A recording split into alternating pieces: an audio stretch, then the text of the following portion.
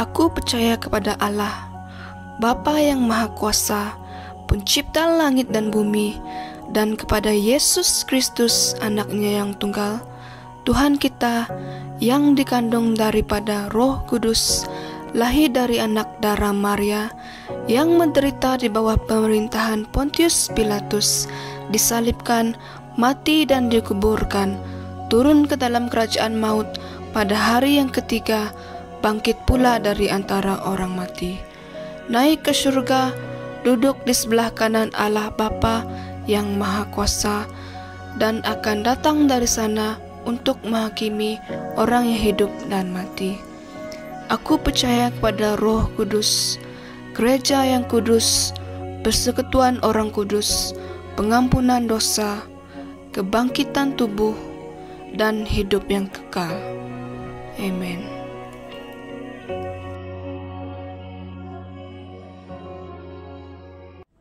Shalom, selamat pagi jemaat Tuhan yang saya kasihi. Bersyukur kita karena kita masih beribadah pada hari ini. Dan sebelum kita memuliakan nama Tuhan, memuji nama Tuhan, mari kita persiapkan hati kita. Kita datang kepada Tuhan dalam doa kita. Bersyukur kami Tuhan, karena pagi hari ini kami dapat berkumpul, dapat memuji Tuhan.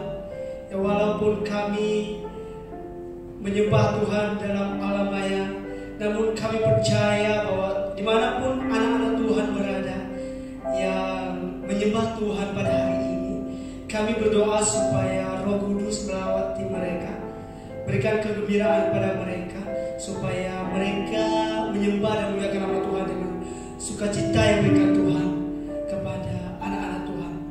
Urapi kami ya Tuhan, urapi kami ya Yesus.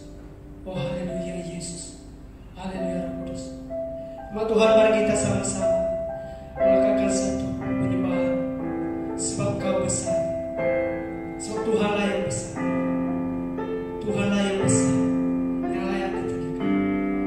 Oh haleluya, haleluya Tuhan.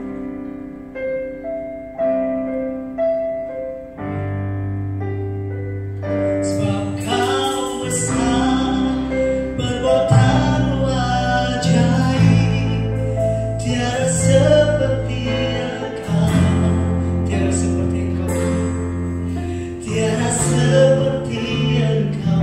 Sebab Kau besar, perbuatanmu ajaib, tiada seperti Engkau, tiada seperti Engkau, tiada seperti Engkau.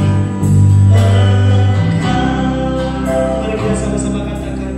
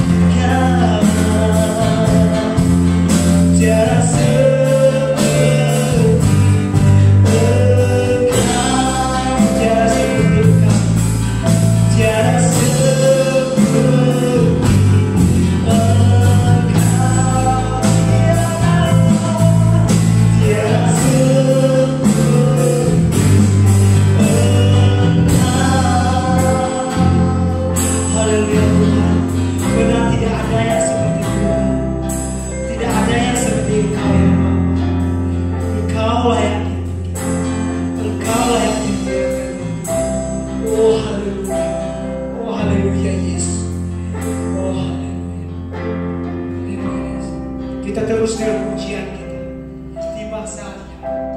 Tiba saatnya kita memuji Tuhan.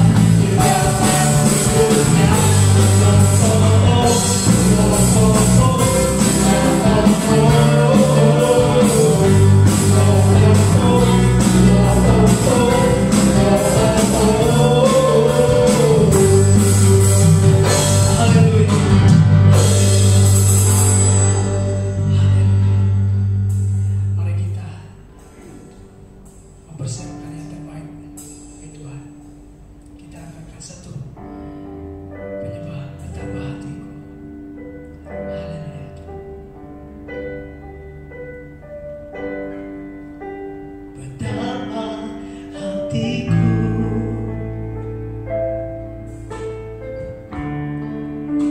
Berterima kasih Yesus,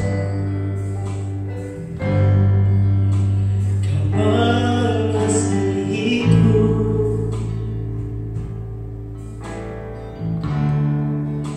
Kau memilikiku. Hanya ini Tuhan.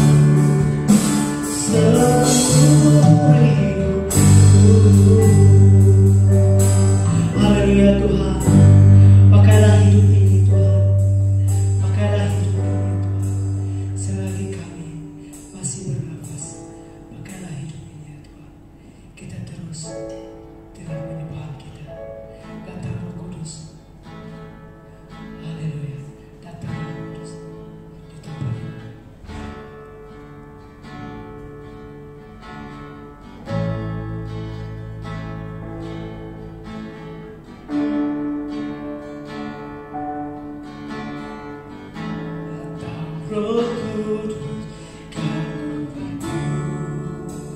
dengan minyak yang baru, yang baru kau lagi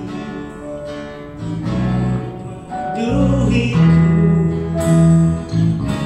pulihkanku, kuasamu bebaskan hidupku. Datang Roh Kudus dengan minyak yang baru, pegangiku, peduliku, pulihkanku, kuasamu bebaskan hidupku. Satu yang rindu bersekutu denganmu, bawaku lebih lagi dari dalammu, nikmati hadiratmu, jamahlah seluruh hidupku. Harapanku bagiku, datang Roh Kudus.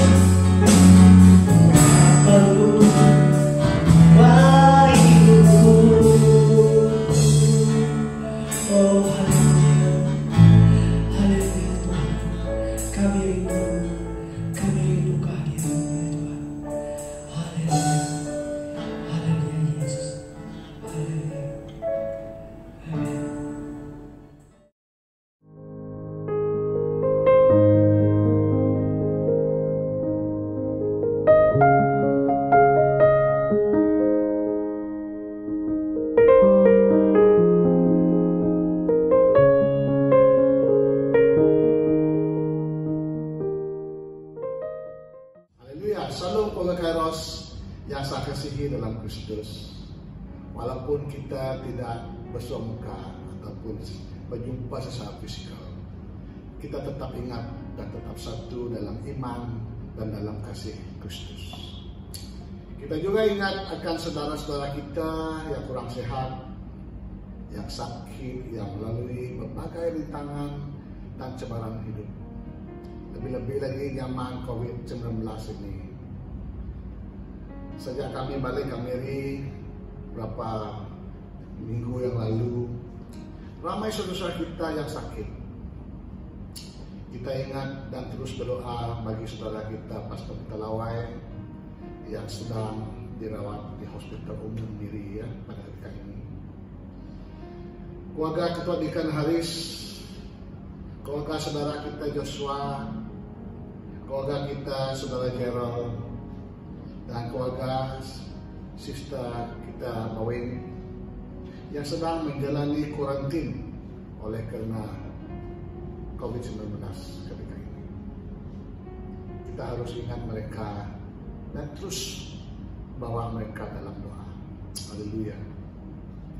Terima kasih juga kepada tim Empress Worship kita yang dipimpin oleh saudara kita Justina yang telah membawa kita pada sesi pujian dan penyembahan pada pagi ini. Semalam, Sister Bawin telah memanggil saya dan confirm dia tidak dapat khotbah minggu ini karena mereka sedang kuarantin. Ya. Kita sangat bersimpati terhadap keluarga Sister Bawin ini karena baru-baru ini bapak ketuanya telah meninggal, telah dipanggil oleh Tuhan, dan kali ini mereka pula ya kena COVID-19, satu anaknya ya, dan oleh itu seluruh keluarga terpaksa dikuarantin. Baik, puji Tuhan, saya anggap ini satu peluang untuk menyampaikan firman Tuhan dalam suasana di mana semuanya macam-macam, macam terabing-abing, keadaan yang begitu merusingkan. Saya terdorong ya pada pagi ini apabila saya meminta dorongan daripada Tuhan untuk memperingatkan kita akan semua ini, semua yang kita alami pada keadaan sekarang ini, di mana semua di keliling kita macam ada yang banyak yang tidak betul, yang tidak mengikut expectation kita. Macam the whole world seem to crumble everywhere. Ya. Jadi saya diperingatkan, ada semua itu adalah untuk mengujikan iman kita. Maka pada pagi ini saya terdorong untuk membawa firman Tuhan yang bertajuk iman diuji, the testing of faith. Tapi sebelum itu, mari kita semua berdoa dulu. Haleluya. Mari kita serahkan kebaktian kita pada pagi ini dalam tangan Tuhan. Tuhan Bapa kami yang di surga, pencipta langit dan bumi dan seluruh isinya, segala pujian, kemuliaan dan syukur kami angkatkan kepadamu Tuhan. Haleluya. Terima kasih Tuhan atas hari ini, satu hari lagi untuk kami hidup untuk Tuhan, untuk memuliakan nama Tuhan. Pagi ini saya serahkan diri saya kepada Tuhan, agar Tuhan mengurapi hamba-Mu ini, agar firman Tuhan yang saya sampaikan pada pagi ini akan menguatkan, menyegarkan rohani kami, dan memberkati kami bersama walau di mana kami berada pada pagi ini Tuhan. Saya doakan agar Roh Kudus menerangi dan memberi rema kepada firman Tuhan pagi ini, dan agar semua kami bersedia dan lapar akan firman Tuhan. Dalam nama Yesus kami sudah berdoa. Semua katakan amen, amen, haleluya, haleluya. Baik, ayat firman Tuhan yang saya ingin kita baca pada pagi ini adalah daripada Ayub, ya, Ayub bab 1. Ya. Kita akan bacakan satu bab ini, satu chapter ini, dan dari chapter ini nanti kita boleh identify ya kadang-kadang keadaan kita, di mana dalam hidup kita ini ada masa kita senang, ada masa kita susah. Ya. Macam orang kaya katakan ada lawah itu macam tebu ya. Ada tebu itu ada kadang-kadang dari lawah itu ada masa dia kurang, ada masa dia baik, manis ya. Jadi bila kita melihat, apabila saya sendiri dalam hidup saya kadang-kadang mengalami keadaan yang begitu susah ya, begitu mencabar, saya akan terpikir dan merenungkan tentang kisah hidup Ayub ya, dalam firman Tuhan ini. Dan ayat Ayub bab 1 saya ingin bacakan dengan cepat, dan lepas ini saudara-saudari masing-masing boleh baca dan renungkan ya, di mana kita berada ya. Nah, bunyinya begini: ada seorang laki-laki di tanah Uz bernama Ayub. Orang itu saleh dan jujur. Ia takut akan Allah dan menjauhi kejahatan. Ia mendapat 7 anak laki-laki dan 3 anak perempuan. Kebetulan juga saya dengan adik-beradik saya, kami adalah 7 lelaki dan 3 perempuan ya. Ia memiliki 7.000 ekor kambing domba, 3.000 ekor unta, 500 pasang lembu, 500 keledai, betina dan budak-budak dalam jumlah yang sangat besar, sehingga orang itu adalah yang terkaya dari semua orang di sebelah timur. Wow, Ayub ini seorang kaya ya. Kalau kita melihat masih mungkin masa zaman sekarang, dia punya banyak rumah yang besar, banyak Ferrari, banyak kereta-kereta yang kita ingat, dia semua ada ya. Anak-anaknya yang lelaki biasa mengadakan pesta di rumah mereka masing-masing menurut galiran, dan ketiga saudara perempuan mereka diundang untuk makan dan minum bersama-sama mereka. Haleluya. Setiap kali apabila hari-hari pesta telah berlalu, Ayub memanggil mereka dan memutuskan mereka. Keesokan harinya, pagi-pagi bangun Ayub, lalu menyembahkan korban bakaran sebanyak jumlah mereka sekalian. Sebab pikirnya, mungkin anak-anakku sudah berbuat dosa dan telah mengutuki Allah di dalam hati. Demikianlah dilakukan Ayub senantiasa. Ini Ayub ini sangat seorang yang begitu sempurna. Dia sangat kaya dan juga sangat kudus, hidup yang benar di depan Tuhan. Dia sangat patuh dengan perintah Allah. Pada suatu hari datanglah anak-anak Allah menghadap Tuhan, dan di antara mereka datanglah juga iblis. Maka bertanyalah Tuhan kepada iblis, dari mana engkau? Lalu jawab iblis kepada Tuhan, dari perjalanan mengelilingi dan menjelayah bumi. Lalu bertanyalah Tuhan kepada iblis, apakah engkau memperhatikan hamba-Ku Ayub? Rupa-rupanya Tuhan ini dari firman Tuhan, apabila kita benar pada Tuhan, apabila kita mengikut perintah Tuhan, Tuhan sangat bangga dengan kita ya. Sebagai seorang ayah, kalau melihat anaknya, apabila anaknya sangat baik, berjaya, kita pun sangat senang hati, tersentuh hati Ayub. Inilah anak saya ya. Begitu juga Tuhan melihat Ayub ini ya. Sebab tiada seorang pun di bumi seperti dia yang demikian saleh dan jujur, yang takut akan Allah dan menjauhi kejahatan. Lalu jawab iblis kepada Tuhan, apakah dengan tidak mendapat apa-apa Ayub takut akan Allah? Bukankah engkau yang membuat pagar sekeliling dia dan rumahnya serta segala yang dimilikinya? Apa yang dikerjakannya telah kau berkati, dan apa yang dimilikinya makin bertambah di negeri itu. Ayat 11, inilah cara iblis. Tetapi hulurkan tanganmu dan jamahlah segala yang dipenginya. Ya pasti mengutuki engkau di hadapanmu.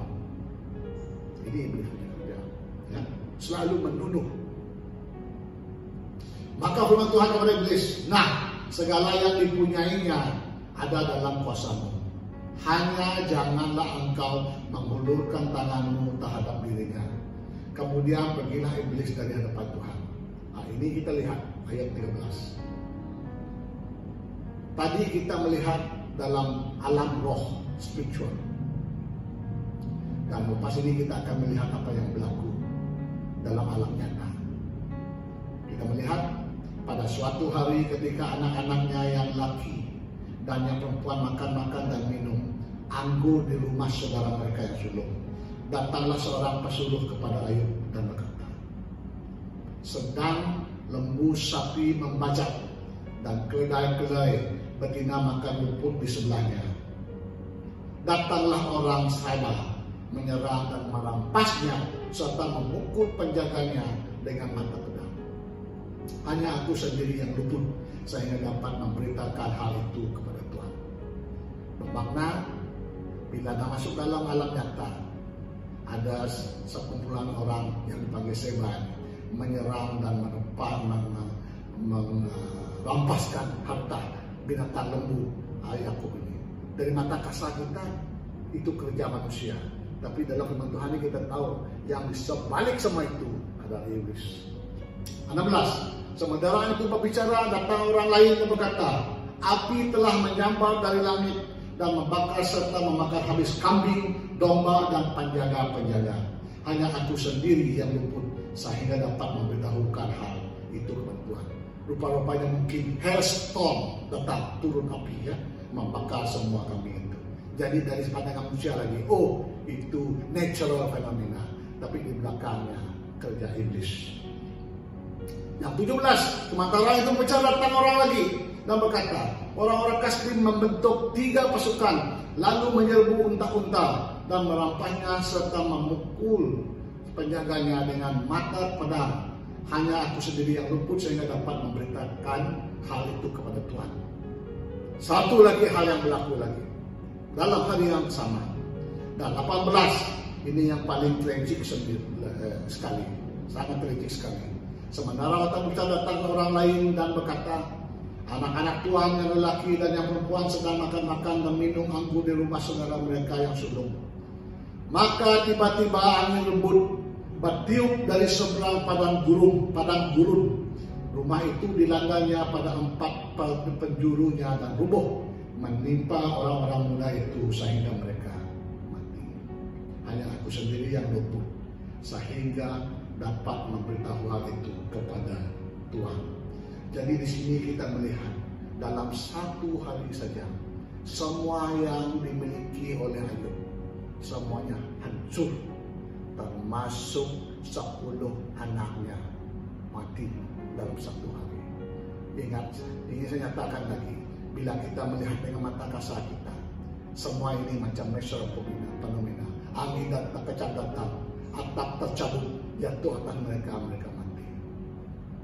Tapi ayat 20 kita lihat respon Ayub. Maka berdirilah Ayub lalu mengoyak jubahnya dan mencukur kepalanya, kemudian sujudlah ia dan menyembah.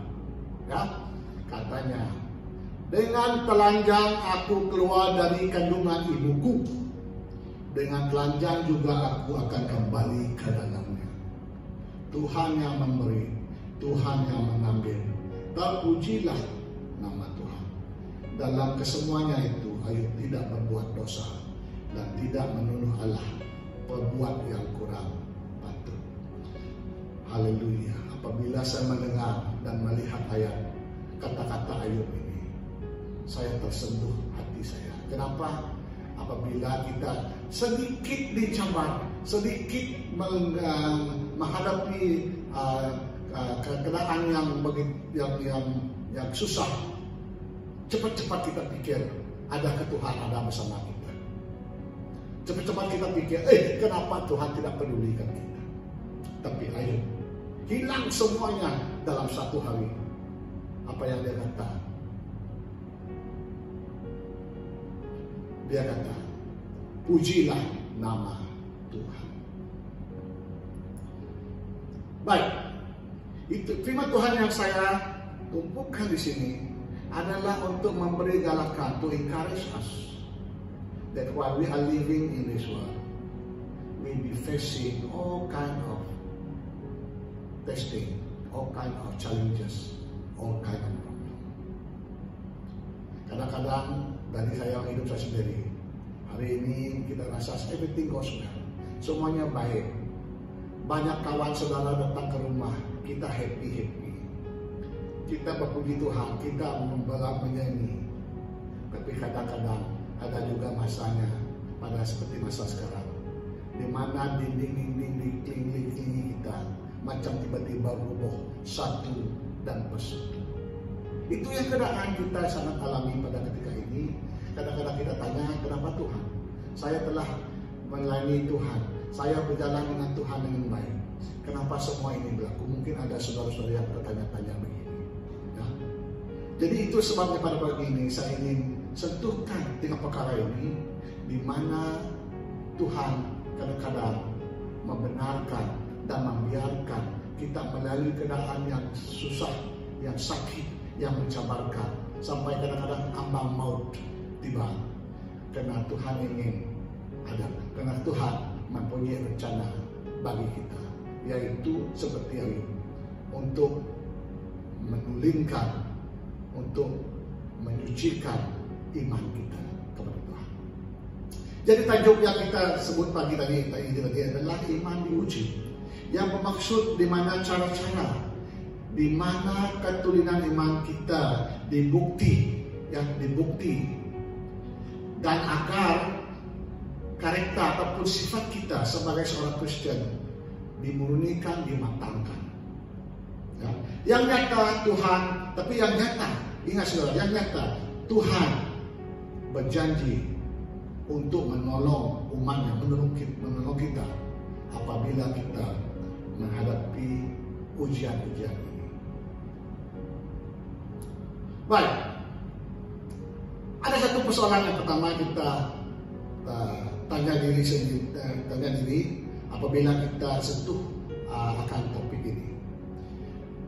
Yang soalan yang pertama adalah kenapa Tuhan membenar iman kita diuji? Kenapa Tuhan membenar iman kita diuji? Yang pertama adalah ujian daripada Tuhan itu membuktikan keturunan iman kita. Haleluya.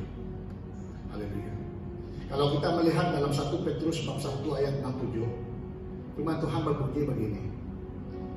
Bergembiralah akan hal itu, sekalipun sekarang ini kamu seketika harus berdukacita oleh berbagai-bagai pencobaan. Ayat 7.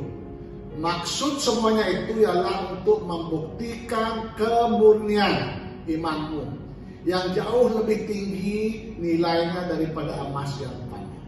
Imanmu itu lebih tinggi nilainya daripada emas, kata firman Tuhan, yang diuji kemurniannya dengan api, sehingga kamu memperoleh puji-pujian dan kemuliaan dan kehormatan pada hari Yesus Kristus menyatakan dirinya.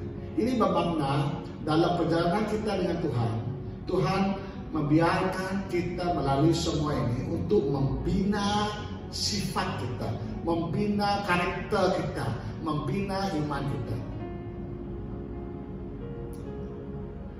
supaya kita menjadi tulen, supaya kita menjadi benar dengan Tuhan. Ujian membuktikan keturunan iman kita.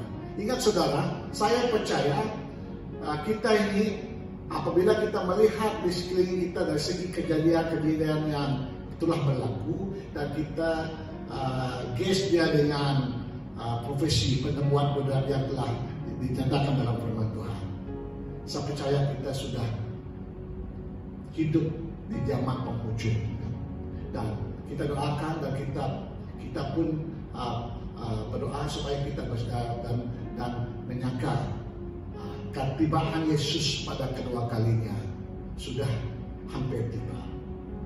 Itu mungkin sebabnya Tuhan membenarkan semua seperti pandemik seperti yang kita alami sekarang ini berlaku, bukan di Malaysia tapi di seluruh dunia, supaya umat-umat Tuhan menjadi serius dengan iman mereka, menjadi fokus dalam iman mereka.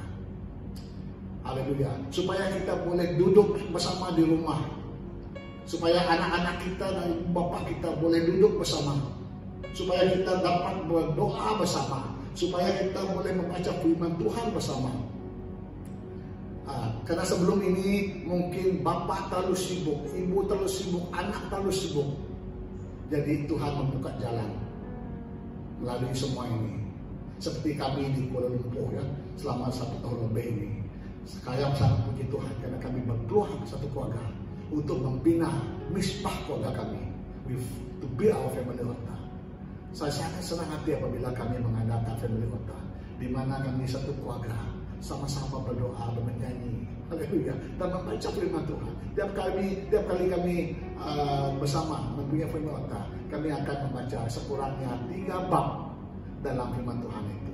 Kami take turn satu persatu untuk membaca firman Tuhan. Saya harap segalakan umat jemaat Tuhan, umat jemaat Kairos, supaya kita terus menjalankan misbah keluarga kita. Ya, jadi segalakan bapak-bapak menjadi ketua rumah, ketua keluarga untuk mengambil tanggung jawab untuk membina misbah kita. Ya. Dan yang kedua, ujian memupuk ataupun develop karakter kita, sifat kita. Kata Roma 5:34. Kita baca daripada Roma 1:1 dan sampai 5. Sebab itu kita yang dibenarkan karena iman, kita hidup dalam damai sejahtera dengan Allah oleh karena Tuhan kita Yesus Kristus. Oleh Dia kita juga beroleh jalan masuk dalam iman kepada kasih karunia ini. Di dalam kasih karunia ini kita berdiri dan kita bermegah dalam pengharapan akan menerima kemuliaan Allah. Ayat 3. Dan bukan hanya itu saja, kita malah bermegah juga dalam kesengsaraan. Wah, ini Paulus kata, bermegah dalam kesengsaraan kita. Karena kita tahu bahwa kesengsaraan itu menimbulkan ketekunan. Ketekunan katanya, menimbulkan ketekunan. Dan ketekunan menimbulkan tahan uji. Kita sangat tahan. We become very tough. Ya.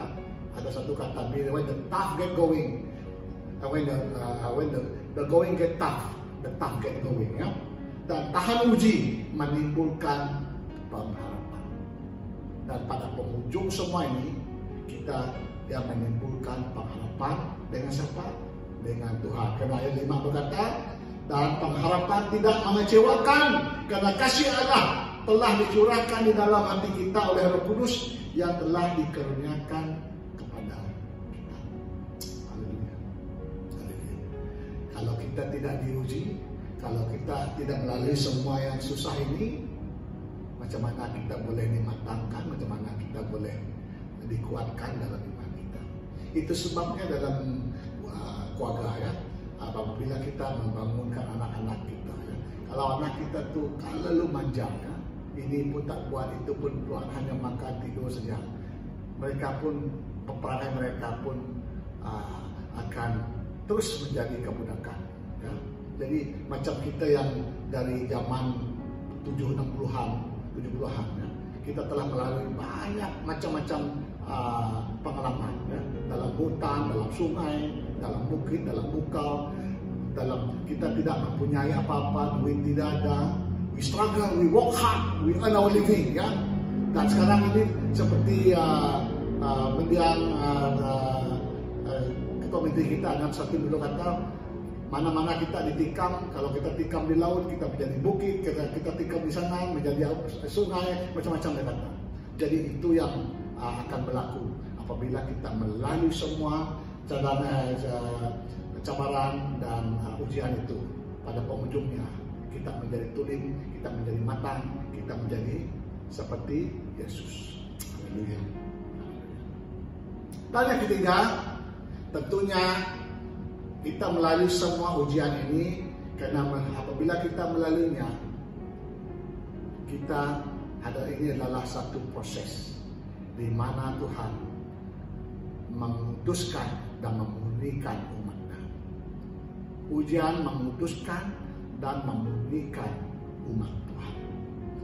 Yesaya 48 ayat 10 mengatakan, sesungguhnya aku telah memurnikan engkau, namun bukan seperti perak, tetapi aku telah menguji engkau dalam dapur kesengsaraan, bukan dalam dapur kesukacitaan, atau bukan dalam dapur kesenangan, tetapi dalam dapur kesengsaraan. Haleluya, haleluya. Jadi apabila kita melihat dalam firman Tuhan, banyak contoh-contoh di mana ramai orang yang menghadapi banyak cobaan. Apabila kita melihat Abraham sendiri, ya, Tuhan menguji dia untuk mengorbankan Ishak, Isaac, ya. Genesis 22:1 dan 2 ataupun Ibrani 11:17-19. Kita baca ayat itu, ya. Oke. Yang kedua, persoalannya adalah Macam mana cara kita diuji? Iman kita diuji. Macam mana cara ujian iman kita diuji? Yang pertama adalah seperti yang kita baca daripada Ayub tadi, ayat 1. Kita melihat di situ Tuhan membenar iblis menguji iman kita. Ya. Itu sebabnya dalam Lukas, Simon, Simon, Satan has asked to sift all of you as wheat. Satan telah meminta Yesus untuk menggoyangkan pengikut-pengikut Yesus, kata Yesus. Tapi bila saya sebut perkataan ini, patutlah dalam lagu kita, Bapa kami di surga pada penghujungnya, jangan masuk kami dalam pencobaan, tapi bebaskan kami dari yang jahat. Walaupun Tuhan membenarkan iblis menguji iman kita, ada satu cara untuk menolong kita. Kita datang kepada Tuhan dan Tuhan, tolong saya, jangan membenarkan saya masuk ke dalam cobaan ini. Tolong saya Tuhan, saya tidak dapat melakukannya. Ya.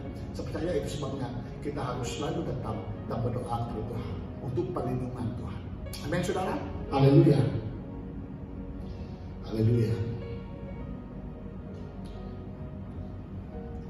Wahyu 2:10 mengatakan, jangan takut terhadap apa yang harus engkau derita. Sesungguhnya iblis akan melemparkan beberapa orang dari antaramu ke dalam penjara supaya kamu dicoba dan kamu akan beroleh kesusahan selama 10 hari. Hendaklah engkau setia sampai mati dan aku akan mengurniakan kepadamu mahkota kehidupan. Ini kata-kata Yesus sendiri dalam Wahyu, Revelation 2:10. Yang kedua, keadaannya susah atau mencabar menguji iman kita. Ya, kita diuji melalui keadaan kita. Kita diuji melalui circumstances kita. Ya, seperti pada hari ini, apabila kita melihat kepada saudara kita Pastor Peter, ya, we really feel for him, we empathize for him, dan keadaannya. Hati saya sangat tersentuh apabila melihat saudara kita ini. Kenapa? Bapaknya pun kurang sehat, abangnya pun kurang sehat. Jadi saya percaya mereka sangat melalui situasi yang begitu mencabar. Itulah sebabnya kita Majelis Kairos dan Jemaat Kairos, kita coba meringankan beban mereka. Kita cari jalan yang kita boleh buat untuk menolongkan beban mereka. Seperti contohnya menolong dia dalam menjaga dalam hospital dan juga untuk menolong dia, membantu dia membayar ongkos rawatannya. Itu yang kita boleh, supaya bapaknya yang sudah tua yang sakit itu tidak tambah lagi beban dia. Itu sebabnya kita harus mempunyai hati yang prihatin, hati yang compassionate, hati mengasihi satu sama lain. Jadi saya puji Tuhan atas semua pemimpin majelis gereja dan juga Kairos, ahli jemaat Kairos. Saya bersyukur kepada Tuhan karena saya percaya dan saya tahu bahwa kita selalu prihatin dan compassionate di antara satu lain. Bila ada seseorang yang susah, yang sakit, kita ingat orang itu, kita pedulikan orang itu. Ya, kita ingat contohnya sister kita, anak kita Grace dan brother kita So yang masih di Cambodia. Kita ingat anak mereka Raymond, ya, yang melalui operation cochlear implant. Kita sympathize mereka, kita rasa apa yang mereka lalui, dan kita coba berdoa, kita boleh tolong berdoa dan juga coba yang membantu kepada mereka. Jadi saya galakkan supaya kita harus mendorong dan mendukung satu sama lain, ya. Seperti yang dapat dikatakan dalam Kisah Para Rasul bab 14 ayat 22, strengthening the disciple and encouraging them to remain true to the faith. We must go through many hardships to enter the kingdom of God. Ya. Kita harus melalui banyak kesusahan, kesengsaraan supaya kita dapat masuk kerajaan surga. Yang ketiga, bagaimana iman kita boleh diuji adalah melalui penyiksaan dan penganiayaan.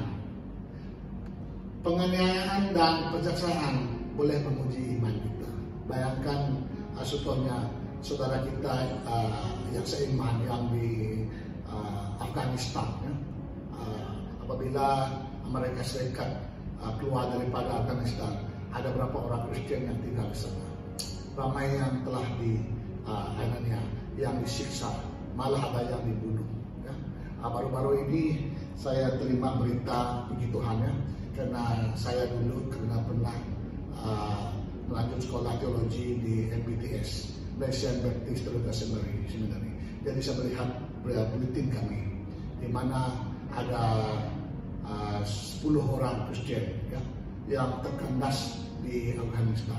Kita sudah berdoa untuk dia, berdoa untuk mereka, dan pada akhirnya puji Tuhan ada alumni kita daripada gereja, daripada sekolah kita, ya, telah menolong mereka supaya mereka dapat keluar di sepanjang Pakistan.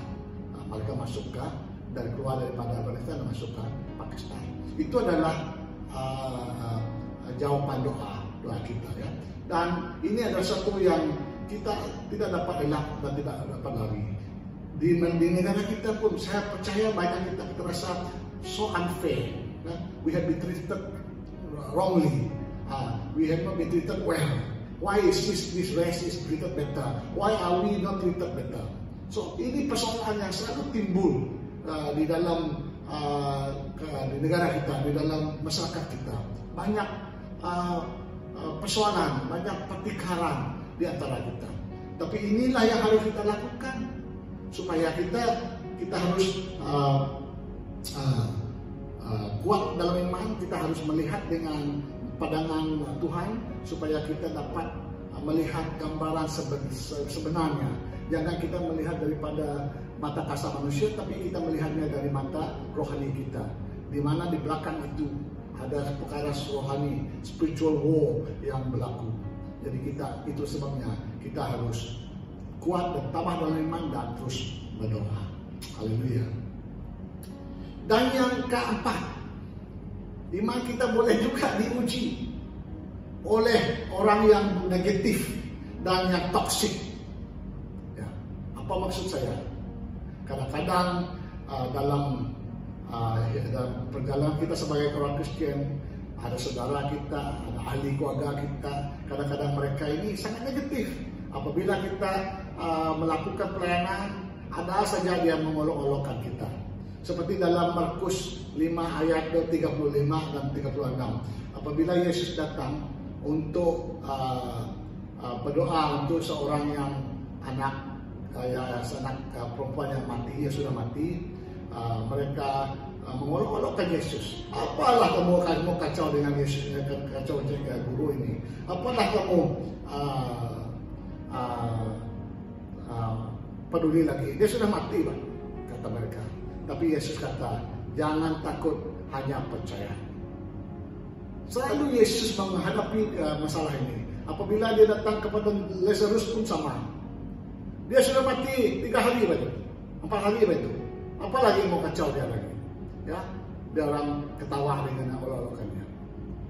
Tapi dalam masa Tuhan, 4 hari yang lambat itu, disitulah Tuhan boleh melakukan mujizat. Bermakna apapun keadaan kita, how helpless is the situation, apabila kita ingat kepada Yesus itu, keadaan yang helpless itu akan menjadi keadaan yang begitu baik dan yang begitu sempurna, yang membawa kebaikan dan damai sejahtera bagi kita.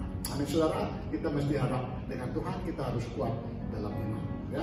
Dan we try to avoid negative and toxic character, ya. Alright, yang satu lagi, yang ketiga, ingin saya kata sini, walaupun kita sudah mendengar, setelah kita mendengar semua ini, tapi ada satu berita baik, yaitu Tuhan berjanji untuk menolong kita menghadapi ujian. Ya, apapun ujian kita lakukan, Tuhan berkata Dia akan tetap menolong dan beserta kita.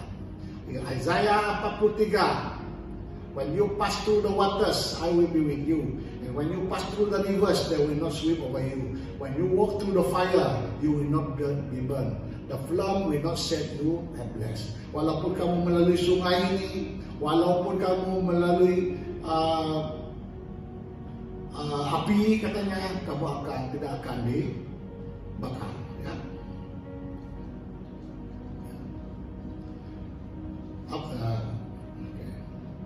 Dan juga Tuhan juga boleh menolong kita melalui galakan dan dorongan orang lain.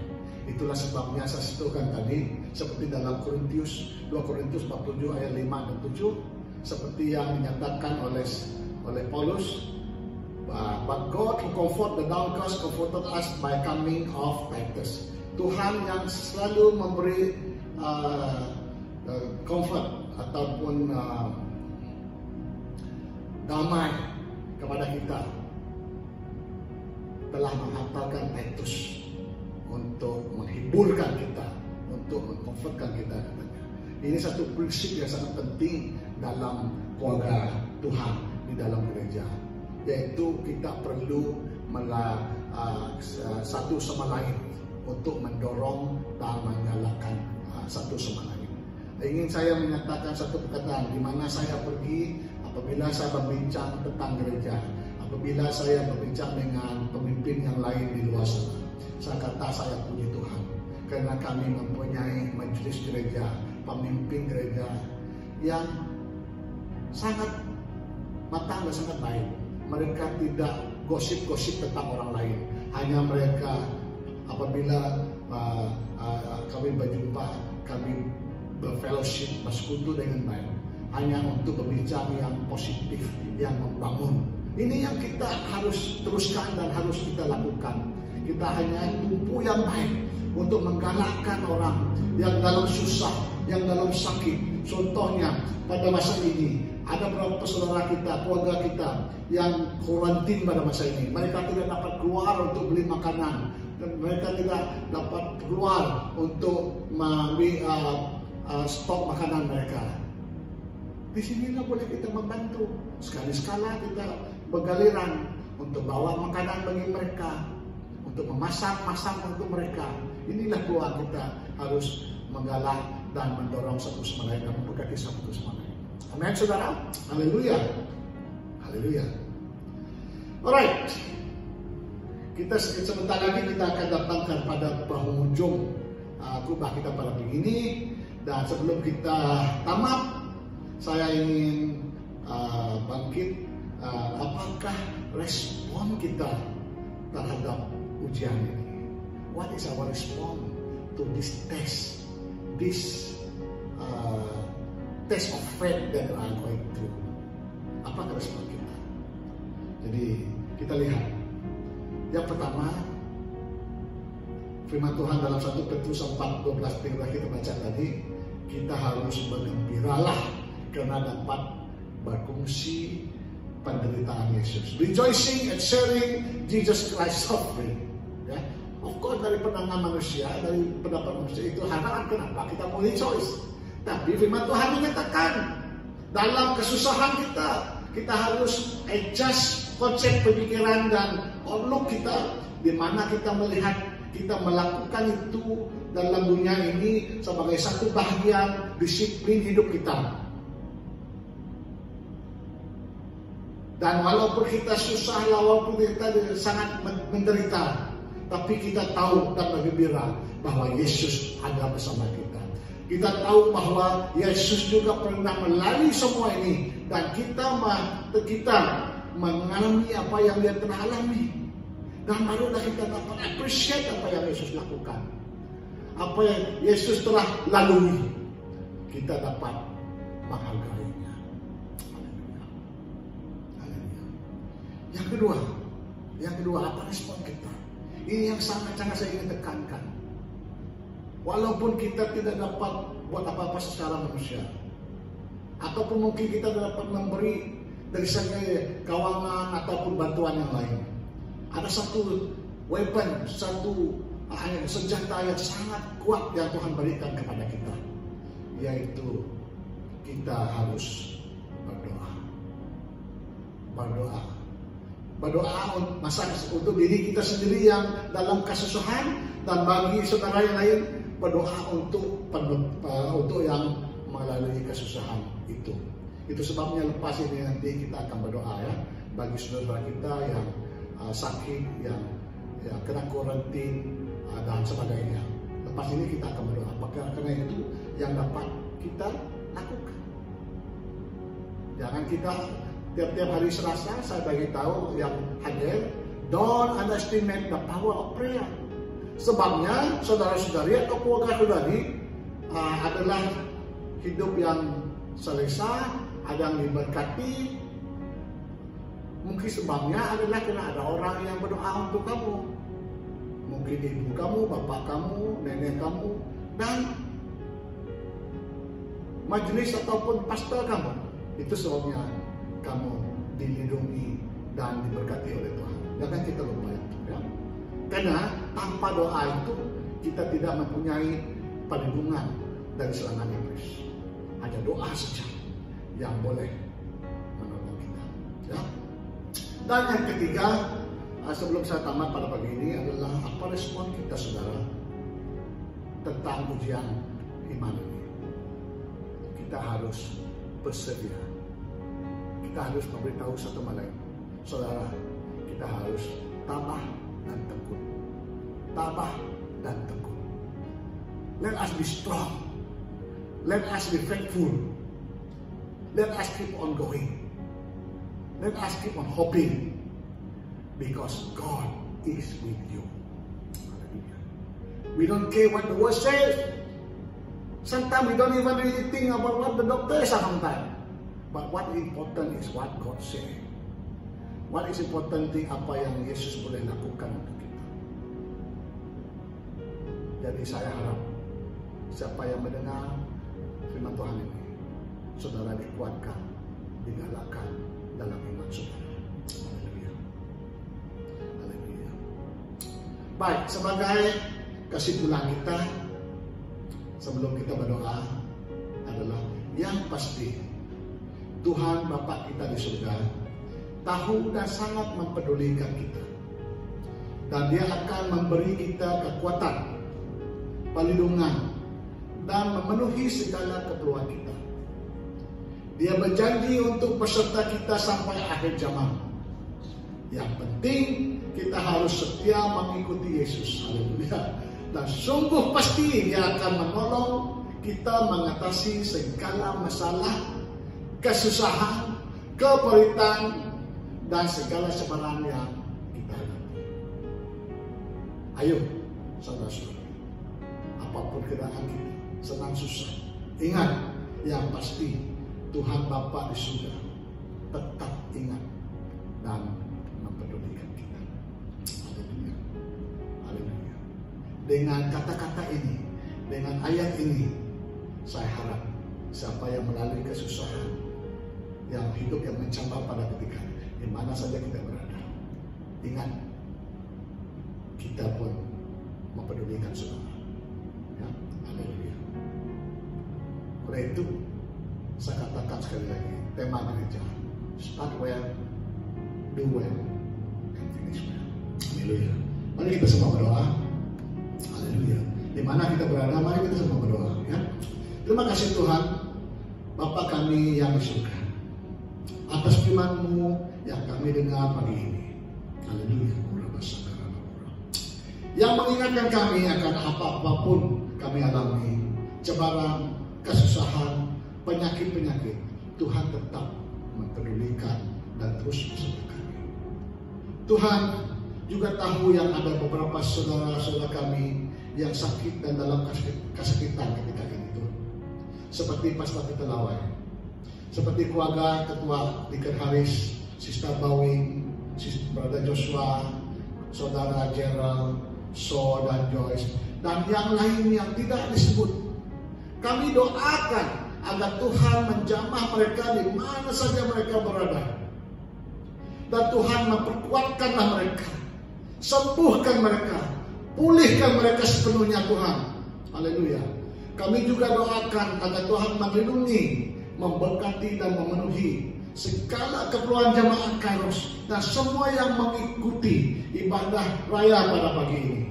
Kami doakan ini dalam nama Yesus, Tuhan dan Juru Selamat kami. Anak-anak Tuhan katakan, amin. Amin. Haleluya. Haleluya. Puji Tuhan.